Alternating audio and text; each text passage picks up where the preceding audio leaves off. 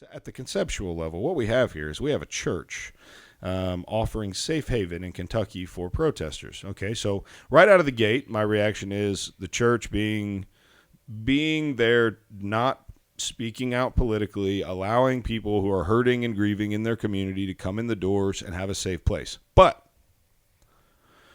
this is after curfew, so legally speaking, Romans is pretty clear about the law of land and how we are to fall in line with the government in terms of, as long as if it violates God's law, then we don't abide. But as long as the laws of man are within God's law, we're to follow the laws of the land. So now you've got that aspect, because everyone should be home. The curfews have been instituted. The church opens up after curfew and says you can come break the law here. Okay, so now I'm struggling with it a little bit, and then kind of the final straw that broke the camel's back. White people were threatened with assault and kicked off the church grounds. And there goes the neighborhood, in a way, right? In terms of a joke, right? Because now the church has completely gone off the rails, abandoned the principles of God's word, and become exclusionary.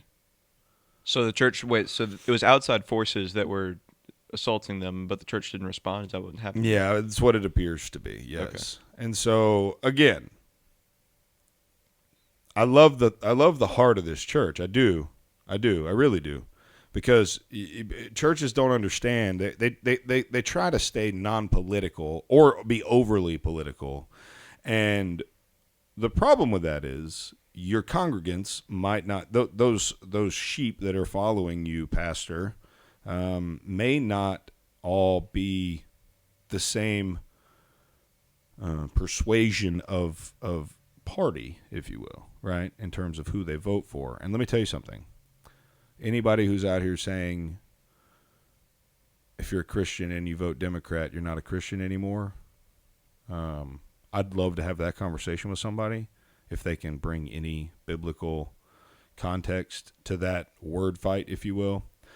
Because I get what they're saying, and some of the tenets of the Democratic Party are very much rooted in sin, murder, of abortion being the big one. But again, it's really hard to boil that down to Christians must, if they're truly Christians, vote for Donald Trump. That is not a statement I agree with. And so here we have a church that is trying to, in my opinion,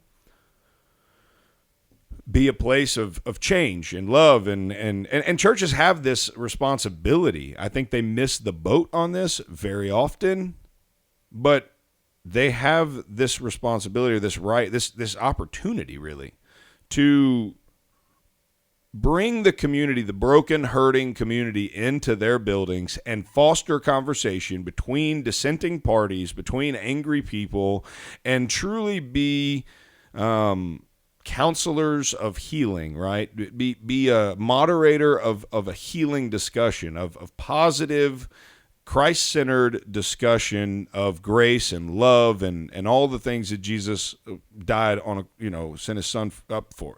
So I find myself torn right now. But I also know that as a church, you can't advocate for the breaking of the law unless it's against God's law. And a curfew is not against God's law. So now you're in a different world from a theological perspective. I guess that's just a question of where you draw the line, and that's a question I'd be curious to know your answer to. Where, if there are people in need, and in order to help them, you must break some law, like which responsibility is more important?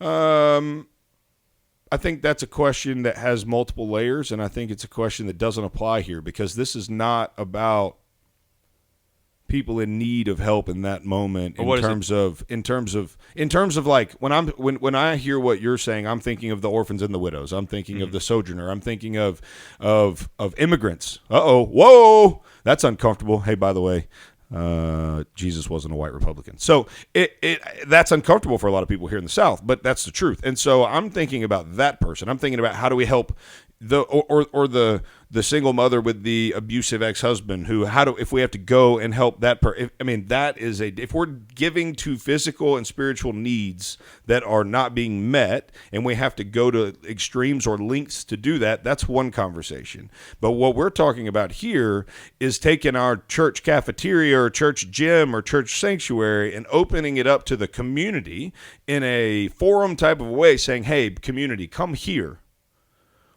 Let's have this place of healing and conversation and all that. I think you have to do that within the boundaries of the law. I don't think you can say break the law here. Because these people were just out, I mean, there's video. They were just out in the streets breaking windows, starting fires, doing all that stuff. Curfew, cops, red and blue lights, let's go to the church.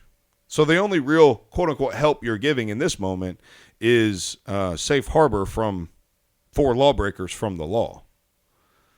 And so I think the idea here is spot on. I think that they could have done a lot of really good I think they could do a lot. I think this church has the opportunity to really help in this community if they're willing to do it in a way that honors both God's rules and the rules of the law.